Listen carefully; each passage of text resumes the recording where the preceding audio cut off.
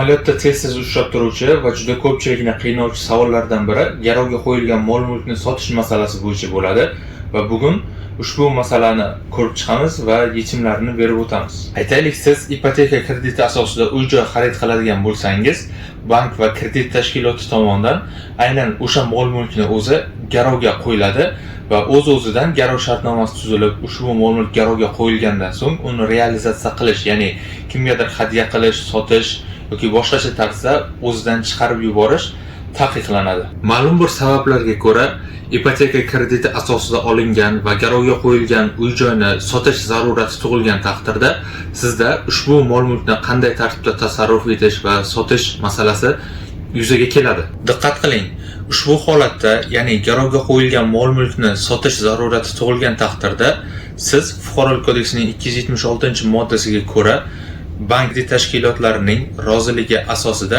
garovga qo'yilgan mol-mulkni almashtirishingiz mumkin bo'ladi.